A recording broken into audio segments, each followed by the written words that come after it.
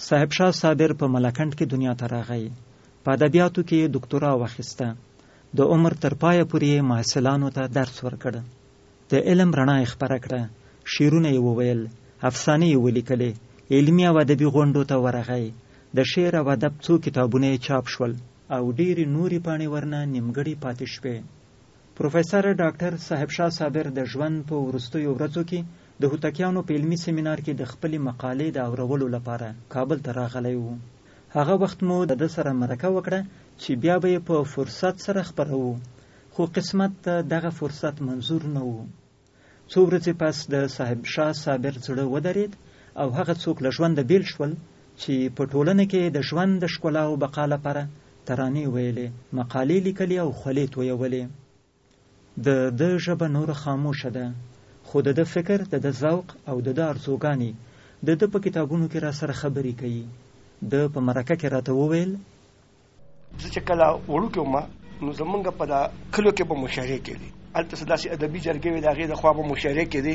د هغه مشاعرو معیار به ډېر لوړ نه و، خو موږ ته به په هغه وخت کې ډېر لوړ ښکارېده او زړه به م کېده چې موږ هم خپلې خبرې دغسې وکړو. ورو د سکول زمانه وه چې ما شاعري شروع کړه. هغه وخت کې خو مې خالص مطلب دا و چې کله مې شاعري شروع کړه د شاعرانو مې خالص دا غوښتل چې بس زه دې پکې څه اظهار وکړم او زه د شاعر یم او په شاعرۍ کې دې د خپل زړه خبرې وکړم. د وخت په تېرېدو سره د ارواښاد صاحب شاه صابر د شعر لمن پراخه شوه. ورو وخت سره چې موږ دا خبرو سره مخ شو نو دا مو خیال و چې په شاعرۍ کې موږ د خپل زړه خبرې وکړو، خو د خپل وطن او د خپلو خلکو او د خپلې زمانې درد، تکلیف او خوشحالي هم پکې شامل او د خپلې شاعرۍ په ذریعه د خپل دغه خوبولي ولس دغه په سازشونو او په زورونو وروستو پاتې کړی شوي ولس دی هم راویښ کړو که کیدی شي ممکنه وي په دغه عمل کې دی، په دغه نیک عمل کې دی خپله ونډه شامله کړو او هغه د شعر د لارې نو بیا هم ورو ورو په شاعرۍ کې دغسې خبرو ته هم ځایونه ورکړل. ارواښاد صاحب شاه صابر 30 کلن و چې د تکل په نوم د شعر لومړی کتاب چاپ شو. د ده په نظر په دغه کتاب کې د راوروسته کتابونو په نسبت احساسات تند او تیز دي.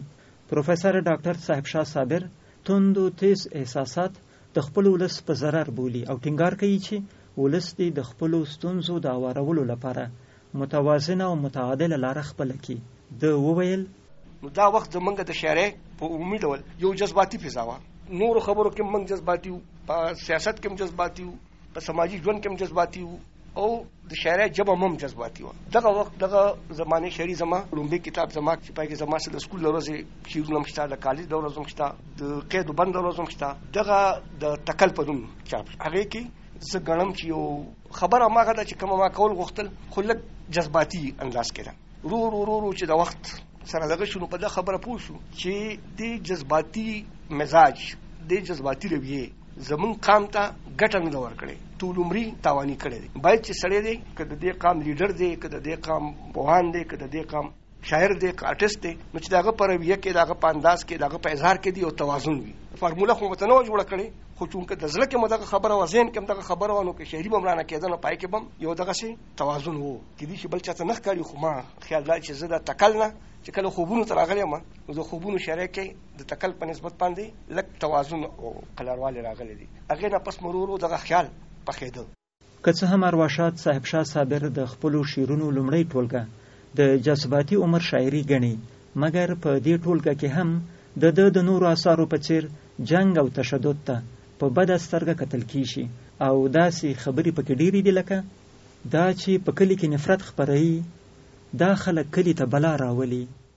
غزل دی اوس مې لیکلی دی د کتابونو د چاپ نه پس دا لا چاپ شوی نه دی، لا تازه دی.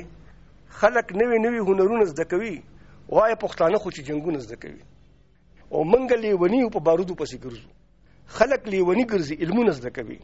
زار د نننۍ دنیا د هغه زورورو څوک چې د فطرت د زړه رازونه زده کوي، څوک چې د سیالانو سره ځان سیالول غواړي، بیا خو څه خبرې څه کارونه زده کوي. خلک د غزل نه د غزل په ژبه پوه شي، خلک د سازونو نه سورونه زده کوي.